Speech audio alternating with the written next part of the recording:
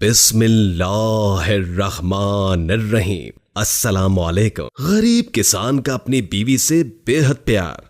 एक गांव में एक गरीब किसान रहता था। उसे गांव की एक खूबसूरत लड़की पसंद आ गई और उसने इस लड़की के वालिद से रिश्ते की बात की। लड़की का ताल्लुक भी चूंकि गरीब खानदान से ही था और किसान अखलाक में अच्छा था, इसलिए लड़की के वालिद इससे शादी के लिए राजी हो गए। कुछ दिनों के बाद दोनों का निकाह सादगी से पढ़वा दिया गया। किसान की बीवी की सारी खूबसूरती उसके लंबे घने स्याह चमकदार बालों से थी। शादी के कुछ वक्त गुजर जाने के बाद किसान की बीवी ने अपने शौहर से कहा कि अगर आप मेरे लिए कंघी खरीद लें, मेरे बाल बहुत लंबे हैं और संवारने के लिए कंघी की जरूरत पड़ती है, और वैसे भी अब मुझे अच्छा नहीं लगता कि बार बार पड़ोसियों से जाकर कंघी मांगू, इसलिए आप खेतों से आते वक्त ही मेरे लिए कंघी लेकर आए ताकि मैं अपने बाल संवार सकूं और किसी के आगे हाथ फैलाने की नौबत ना आए। किसान बीवी की फरमाइश सुनकर बोला, मेरे पास तो पैसे नहीं है कि मैं तुम्हारे वास्ते कंघी खरीद कर लाऊं।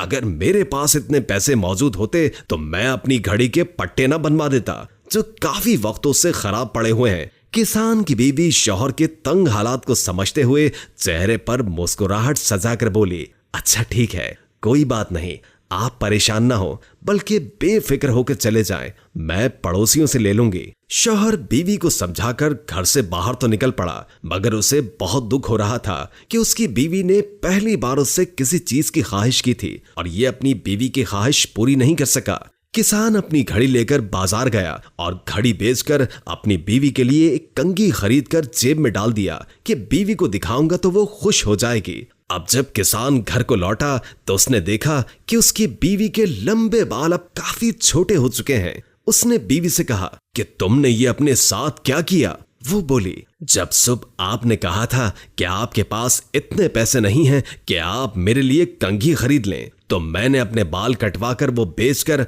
आपके लिए घड़ी खरीद ली। अब किसान ने सारा माजरा सुना तो दोनों रो पड़े। ये कहानी बज़ाहिर बहुत मामूली सी है, मगर इसमें से हमें ये सबक मिलता है कि अज़दवाजी जिंदगी के लिए सुकून एक दूसरे की खुशी तलाश करने में है। मोहब्बत सिर्फ कुछ लेने और देने का नाम नहीं है, बल्कि मोहब्बत एक कुर्बानी और ईसार का नाम है। जब हम एक दूसरे की खुशी की खातिर अपनी कीमती चीज की कुर्बानी दे देते हैं तो अल्लाह ताला उस रिश्ते में बरकत पैदा फरमा देता है। जब हम अपनी जिंदगी के सफर में उतार चढ़ाव का ध्यान रखते हुए सामने वाले की मजबूरी को समझते हैं तो एक ऐसी कुव्वत इस रिश्ते में पैदा हो जाती है जो हर कठिन मरहले का सामना करने के लिए तैयार होती है।